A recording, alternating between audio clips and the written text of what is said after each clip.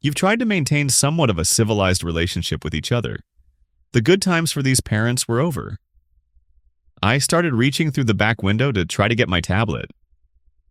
She rolled up the window on me and started bagging back with me, hanging out the window. This is all happening in front of the 3-year-old. Then the fight turned even more explosive. He put his arm in my car and tried to take the keys out the ignition. He pulled my gas tank back and tried to put a lit cigarette in there. Judge Judy, you are about to enter the courtroom of Judge Judith Schindlin. This is Judge Judy. 23-year-old Jelani Thompson is suing her daughter's father. 25-year-old Carl McCaskill for vandalizing her car order. All rise, I asked. Case number 165 on the count of the man of Thompson versus McCaskill. Thank you. You're welcome, Judge. Parties have been sworn in. You may be seated, sir. Have a seat. Miss Thompson, you and Mr. McCaskill were a couple and you have a 3-year-old child together. Yes. We do, I gather from the complaint, and answer that you filed that you've tried to maintain somewhat of a civilized relationship with each other. Even going to certain functions. Together with your daughter. This case is about an incident that occurred at one of those events where it is your claim that Mr. McCaskill vandalized your car during an argument. Yes, his story is quite different. I'm sure he will relate the story to me as he sees it through his lens. When did you two stop living together? We were never living together. We were just co-parent. We're just sleep over each other's houses. But we're gonna live together. When was the last time that happened? A while ago. It was months ago. Don't look at him. Don't look at him. Give me a month either you stayed over at his house or he stayed over at your house. In a co-parenting event you want to tell me, Mr. McCaskill. She doesn't remember you want to tell me, but April. How do you remember? It was April, my birthday. So after April, you did not have any co-parenting sleepovers. No, but you saw each other on your birthday? That's very interesting to me. Mr. McCaskill, that's a very interesting thing that you would select to have a sleepover with Miss Thompson on your birthday if you're no longer together. I'm not saying we slept together, That's around the time my birthday, not the last time we slept with each other yet. On your birthday? Yeah, around my birthday.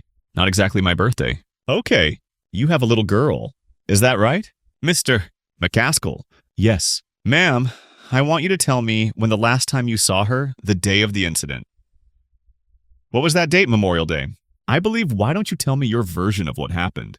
Well, we had the little picnic wheel party at the park for Memorial Day barbecue and went, me, Jelani, my daughter, my mom, her brother.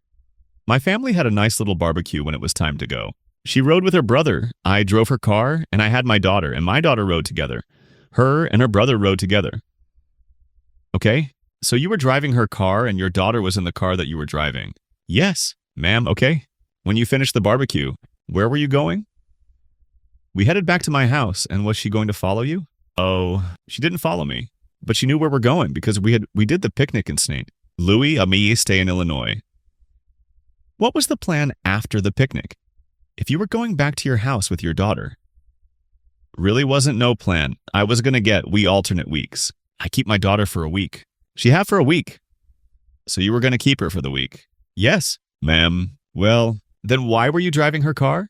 Oh, she was coming back, her and her brother. I just drove her car because I guess she didn't want to ride with me. I drove her over there, Meter and my daughter rode together over there. But her brother came later on during the party and she rolled back with him. So you all came together to the Memorial Day party. From whose house? I believe it was my house. So all three of you were in your house on Memorial Day, yes. Ma'am? And what time that had, mister? Thompson got into your house on that date on Memorial Day, or was she there the night before? No, she got there that I want to say, don't look over there, over here. I'm sorry, I want to say it was like an hour or two before we went out to the Memorial Day barbecue. Okay, so she came to pick you up? Yes. Ma'am, do you have a car? No. Ma'am, and was it the intention that you keep your daughter that week in her car? No. Ma'am, I don't keep her car. No, just your daughter. Okay, pick it up from there, okay? So we had to barbecue. You had the barbecue, you were going home now. You're at your house. The daughter is in your car. She's driving. You're meeting up at your house with her brother. Yeah, when they pulled up, my daughter was still sitting in. Hadn't nobody else made it back to my house yet.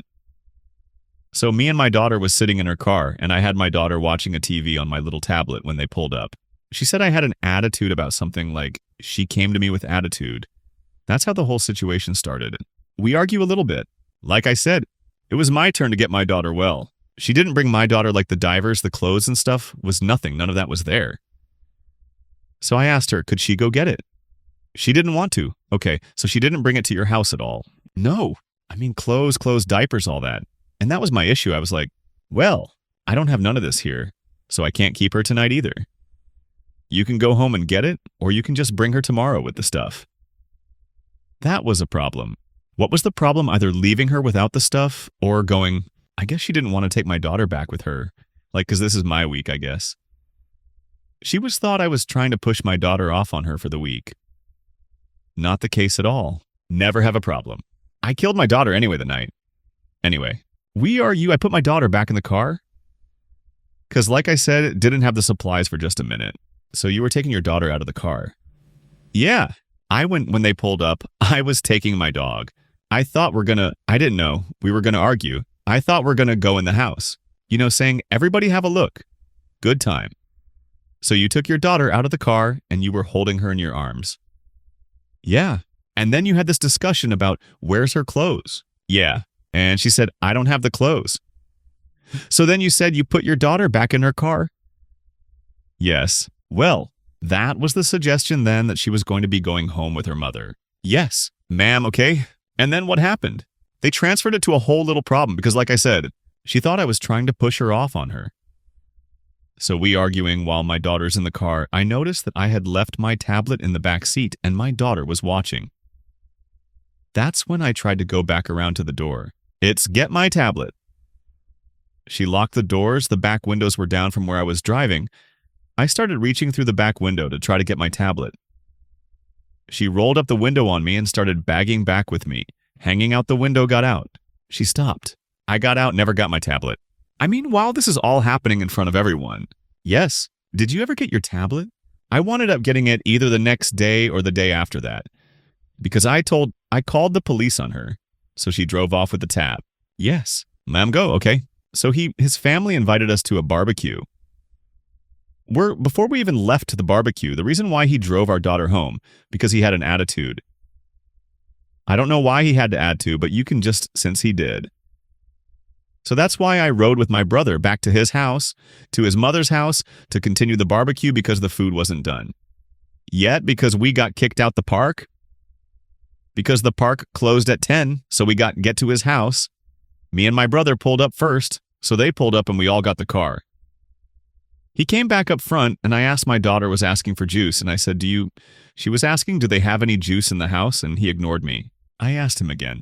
He said, no, we don't. So I'm like, okay, well, I'll leave the baby with you. I'll go up to this grocery store real quick. Give her some juice so she can have some for her food. He was sitting there on the porch smoking a cigarette, and out of nowhere. I'm not doing this anymore. I'm like, okay. Like, he just start going off, start calling me. I'm not doing what I don't know. He literally out the blue, he was sitting there smoking a cigarette. You can tell it on his face. He was thinking about something. So I gotta say, he just out of nowhere said, I can't do this anymore, and start going off. I'm like, okay, whatever. So I went to my car. Me and my car. I'm trying to pull off. He put his arm in my car and tried to take the keys out the ignition. So in event of doing that, he say, my iPad is in the car. Or no. He didn't say just a second. Okay. Yeah. I did find it because it was dark. It was late. It was about 10, 11 o'clock when this happened. So I didn't see the tablet. So I guess he left the tablet in my car when he was driving. I didn't take it from him, but he was trying to take the keys on my ignition. And he's in there just yelling at me saying, and just call me out of my name. So when he was doing all that, he locked the steering wheel. So my brother was trying to tell him to move so he can fix the steering wheel so I can leave. So in the event of him trying to, I'm trying to get out, he keeps closing the thing like this to keeps closing the door. So I can't get out the car, and my brother's telling him to move. He wouldn't move. So finally he went in the house. My brother fixed the steering wheel, and I was just in neutral. So he fixed the steering wheel. So I'm leaving the baby. She's trying to stay with her dad. So I'm like, okay. You can stay with your dad. So I gave him the diaper bag. No. I didn't have clothes in there, but I don't feel like I should take care of my house. In his house, is your daughter, get your clothes for her house. So I gave him the diaper bag with a couple of diapers and some wipes in there.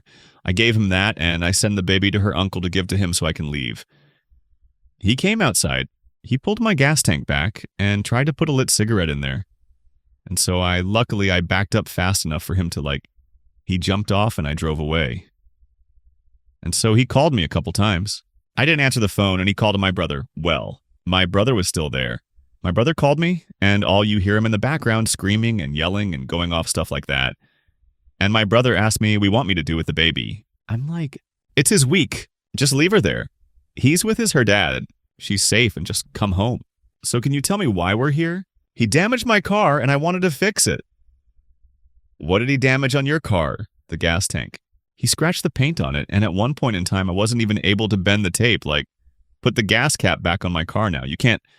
So show me a picture of the scratched gas tank. Do you work, Mr. McCaskill? Yes. Ma'am, I'm work. Do you I build freeze? Well, the freezes be outside gas stations and you miss Thompson. I work in retail. Do you have other than having this co-parenting arrangement? Do you have an arrangement for child support? No, we do not. I'm currently working on that and trying to get a custody agreement for the two of us. Well, there are a lot of chips on this car. I suggest, Mr. McCaskill, this is what you're going to do. You're going to go into an auto body shop and you buy a little thing of white touch-up paint. When you finish touching up these little scratch on the gas tank is not, you touch up the other scratch that's below it. The other scratch that's below it.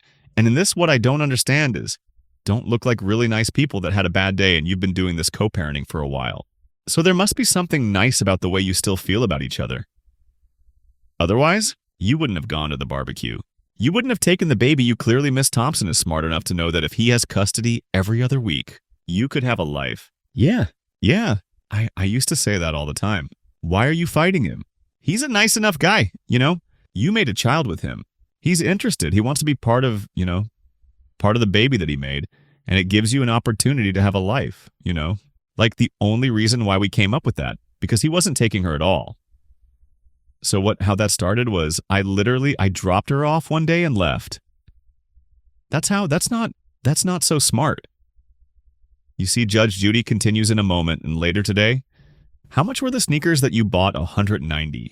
Did you pay for his sneakers with a credit card? Yes. Are those the sneakers? Yes. They are. Can I see them? You don't get any closer. Real cases, real people, Judge Judy. Jelani Thompson says her daughter's father, Carl McCaskill, vandalized her car during an argument now. That's not so smart. You don't want to leave a baby with someone who doesn't want to keep her. That's what I'm suggesting to you. You can't force somebody to be a parent if they don't want to be a parent. I would rethink that you absolutely entitled to a life of your own. But if Mr. McCaskill is immature enough so that he feels as if this is somehow some kind of a burden for him, as he said you were trying to push her off on me for the week, then I would make certain that a court gets involved in seeing how much and when your daughter spends time with each of her parents. Anyway, I don't see any major damage to the car. But we're warning you. I'm awarding you $50. Go buy some white paint. We're done. Excuse me, step out. That's my daughter's mom. Saying especially when my daughter in the car don't want to talk, I didn't try to blow up. I wouldn't hurt her at all. Don't want to talk, and I hope we can get back to the agreement. Like I said, I haven't seen my daughter in a month now. Don't want to talk. I love my daughter. She's trying to make it seem like I don't want her. I love my baby. And now the next case, all parties in a matter of demers are versus Davison. Step forward 18-year-old Katie Demerzar is suing her ex-boyfriend, 19-year-old Malik Davison, for an unpaid loan for Jordan. 10 issues gas money and for stealing items from her car. Miss Demers are the long and short of your cases. You claim you loaned the defendant money or actually went shopping with him and bought him a pair of very expensive sneakers and you want him to pay you back. Mr. Davidson said that they were a gift, your idea. You were trying to show off because you liked him. Are those the sneakers? Yes, they are. Can I see them? Don't get any closer. That's fine, okay? Step back. What do you do for a living? Mr. Davison. I do landscaping full-time. Part-time. What do you do with the other time? I forget I focus on my football stuff. I play football. So for pleasure. Yeah. How old are you, 19? You live at home. Yes. So your bills are paid for by your family. Yes. And the landscaping business you do all year? Yes. I do it my uncle. So he pays you in cash? Yes. How much does he pay in cash? It depends on what type of hours that I do. Give me an example on a good week. Okay. So a good week for 2 days. I'll make like $204 just for 2 days. But through the whole week, I'll make like, not like eliminate. Like, I'll make like 650. And how many weeks do you work full time? About 3 a year? Oh, no. I mean, you don't look like a bad person. You look like a nice person, you know? You make a couple of dollars, probably don't pay any taxes on this money that your uncle gives you. Which is all very, very nice. How much were the sneakers that you bought? 190. Okay. What do you do for a living? I work at Panera full-time. A part-time, I'm going to school to be a nurse. You live at home? Yes. So you have the same arrangement with your parents? Yes. I do move out next month to where I'm going to school in Winona State. So you're going to be going to school full-time? Yes. Did you pay for his sneakers with a credit card? Yes. Whose credit card was it? Mine? Do you have a credit card? Yes, I do. Did you have your credit card with you when you went shopping for sneakers? No, I didn't. Why? Because I had left my wallet. Left your wallet where home. That's a lie, Your Honor. Judge Judy continues in a moment. Oh, so you've been doing landscaping business since June in Rochester? It's the only time you can do anything outdoors in Rochester? This would be the time you're not doing landscaping in February in Rochester. So why didn't you pay it back for the sneakers? Real cases. Real people, Judge. Judy Katie Demerzer says, ex-boyfriend. Malik Davison owes for Jordan tennis shoes, gas money, and stealing items from her car now. Why would you leave your wallet home? Because I was rushing out the door. Okay, good. And how long, Mr. Davidson? Did you know the plaintiff before you went shopping for sneakers with her? I've known her for about a good 5 weeks, 6 weeks. Were you dating? Oh, we was talking. We was like into the commits of being together. Why don't you tell me what happened when you went to the sneaker store? Okay. So these sneakers came out, and I mean, they came out, they danced out by themselves. No. They was released on a date that everybody wanted to get them. So just a second. She didn't wear sneakers, say they released on the date that you wanted to get them. Yes, okay. So you went running to the store because you had to see these. Yes. I had to see these sneakers, and it was the last pair that was in Rochester. So the last pair, yes. All of Rochester. Yes, size 11. And I said, I really want these sneakers. You know, she like, well, I get them for you long as you pay me back. So I said, I don't really feel comfortable with that. I probably don't have the money to pay you back. And she was like, well, it's okay. You know, when you get the money, you just pay me back. And I was like a little iffy about it. Like if I should say yes or no, but you really wanted this. Yes. I really wanted to sneakers. So you took them? Yes. Not took them. She paid for them. She paid for them. Yes. And that was on what date it was? June and June. Yes. Oh, so you've been doing landscaping business up the yin-yang since June in Rochester? It's the only time you can do anything outdoors in Rochester. June, July. Yeah. So you're working, yes, all day, 5 days a week. This would be the time you're not doing landscaping in February in Rochester, right? So why didn't you pay her back for the sneakers? Because it was a gift. No. Didn't she hear what you just told me? Mr. Davidson, you just told me it wasn't a gift. You said I'll pay you back when I have the money. No. I said I was iffy about it. I said you were iffy about what you said. You want me to play the tape back to you? That's exactly what you said to me. She said, I'll buy him for you if you'll pay me back the money. And you said, I don't know if I want to do last pair in the whole city of Rochester, and I really want them. But I don't have the money now. It's all right, I'll get him for you. Anyway, you pay me back when you can, and I was sort of iffy, but bottom line is you're wearing the sneakers, right? $190. Now, what else do you think he owes you for? He also owes me for the gas he used when I had to give him rides everywhere. Forget it. What up? Don't waste my time. He stole my swimsuit, my sweatshirt, my Victoria's Secret sweatshirt out of my car. He stole food out of my car because I'm constantly working. So I planted for the amounts of $190. We're done. Thank you. Judge Judy continues in a moment. It wasn't true what he said that I just gave him the shoes. She said she was going to pay for the shoes. She paid for the shoes. We made an agreement that he would pay me back on Friday. You see what she did? You know, she came once say I did this. I was going to give her that, but really I didn't. He'd lied to me about his name because I didn't want to talk to her anymore. He lied saying he was going to Winona State with me. That's why we connected apparently. That's what it is. Didn't even graduate high school yet. That's just to let you know. You can't trust any female. I won't deal with losers.